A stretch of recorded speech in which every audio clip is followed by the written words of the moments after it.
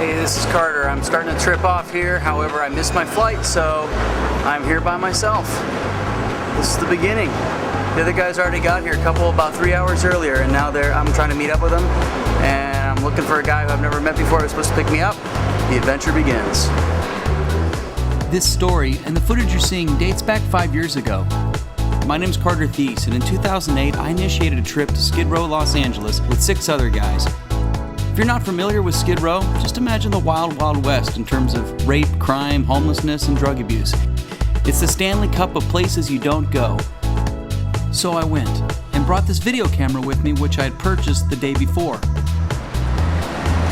Carlos, right? Carlos. Thanks for picking me up. You guys are awesome. I was on my way to a church I'd never been to in South Central Los Angeles to meet up with the rest of the guys on the trip. We all came from different backgrounds and were at different moments in our life spiritually, but one thing we all had in common was none of us knew anything about Skid Row. We'd heard it was scary and unsafe, we were told repeatedly not to go, so we embraced our ill-preparedness and determined the plan would be to have no plan. Our motivation was to simply help people in need, so we figured a good starting point was ground zero for homelessness and poverty in America.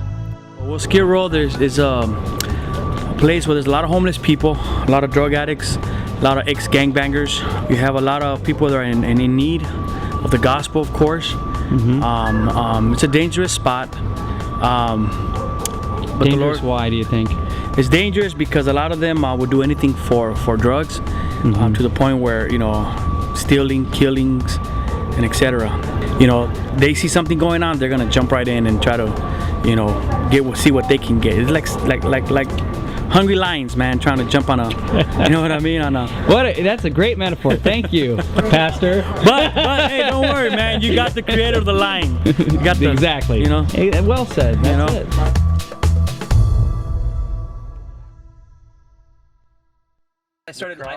I started looking at people's eye lines, and they were going right into me, and then right at the camera. So I don't know how we're gonna. Can I drive with you guys? Can I go over there? I want to go check it out.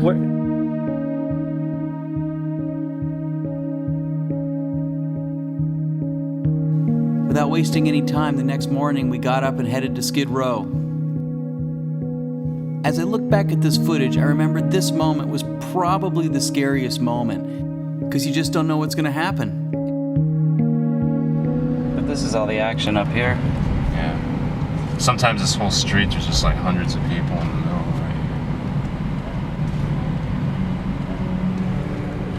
it. Like, just check out all these cats here. Yeah, this is Mad Cat up here. I think it's Mad Cat. Yeah, dude. Mad Cat. Here and over here. Oh, look at all this up here. Yeah. This is packed. Yeah, see what I mean? Can we even get in through this other street? I mean, is it even worth driving through here? Yeah, just watch your cam. Just be stealthy. I think I'm gonna hide it like this, bro. I don't want to get jumped. Right away, we're just overwhelmed. I had my camera. I was kind of shooting some footage out of the car as we drove through, and we had people starting to rush the car, kind of, and yell at us for filming. Is this a one-way? Oh wow! Watch these bros. Go to jail for filming. You saw it, bro. See what I mean? Kind of mild vibe out. Yeah. After filming those first 2 blocks of Skid Row, I was a little shooken up. We parked around the corner and got out, but I was too afraid to continue filming. There's a ton of stuff to talk about. First thing was a gal that came up to me and said that she has a kidney trouble and urinated all over herself. Was asking for some clothes, some pants, because she had just urinated on herself. We had a guy that just got out of prison, and he came up to us and said, "Hey, I can tell you guys have some good hearts, but you need to get out of here and figure out what your plan is." And we're like, "Well, yeah, that was why we're here. We're trying to figure out our plan." So he was like, "Well, no filming. First of all, you better not bust out any cameras." I feel the same way. Like, it was just like overwhelming going in there and not really knowing what we were gonna do. I think we all had the same ideas that we were just gonna love on them and just pray with them and try and fulfill some of their needs by going to the store and buying certain things for them. And I think it's going to take a couple days to actually get into it, because I think some of us might have had some fears about the stuff that goes on down here. I was actually like feeling, you know what I mean? Like when you feel, someone's pain, you feel it. I was looking at people's eyes and just seeing it, dude. Like, and the thing is, it's so confusing because you don't know where it's coming from. Like, look at their eyes, bro. Their eyes are just, they're not there.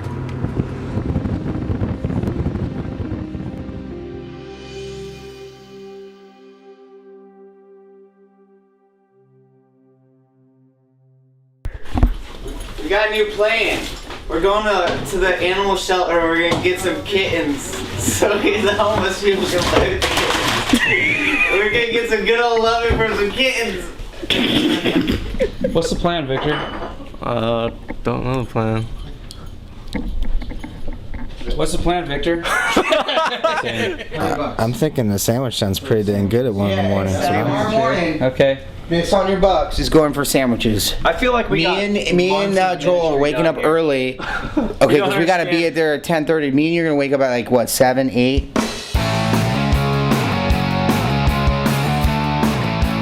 We just bought a bunch of food and we're gonna feed a bunch of homeless people. We're really excited about that.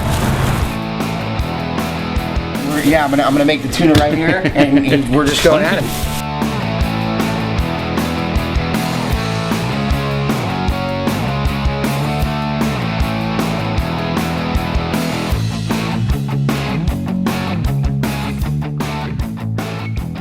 The plan to make sandwiches was essentially us earning our rites of passage into Skid Row.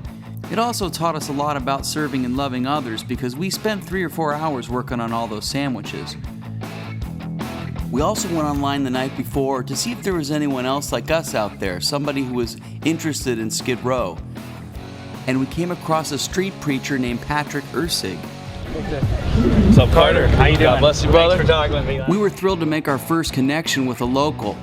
And in retrospect, it only took us 3 days to meet the giant, massive pirate that was to ease our fears and lead us back into Skid Row. Let's go, bro.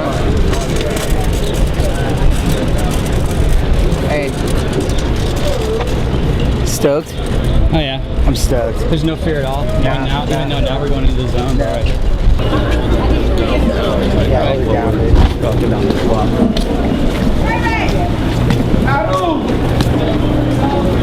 Just keep it on your wrap. See, there's children. Homeless children.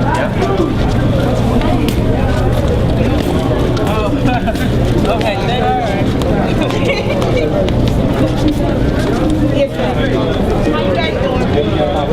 God bless you guys. What's up? Hey!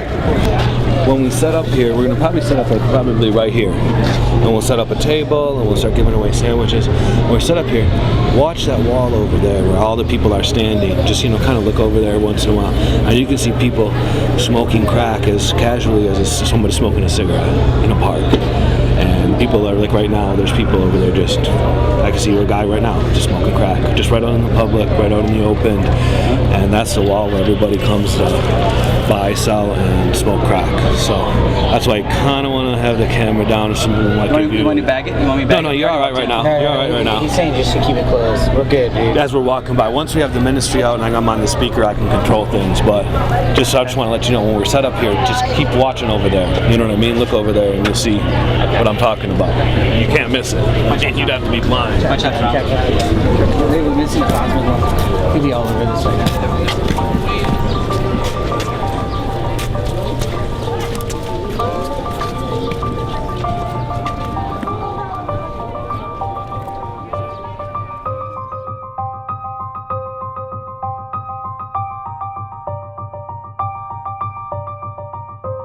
There's a lot of emotions and memories that I'll never forget from this particular moment. Many of the homeless and addicts would come up and ask, "What church are you guys with? What organization are you guys from?" We'd say we weren't with any church or organization. We had just come down on our own. And that seemed to open up a larger dialogue between us and the residents of Skid Row.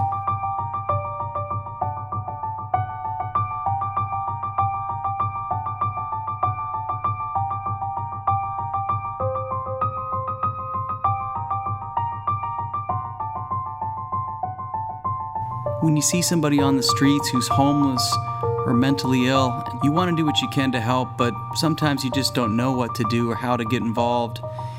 And what we had learned up to this point on the trip was just take that first step, that first awkward step of love and faith, and before you know it, it becomes second nature.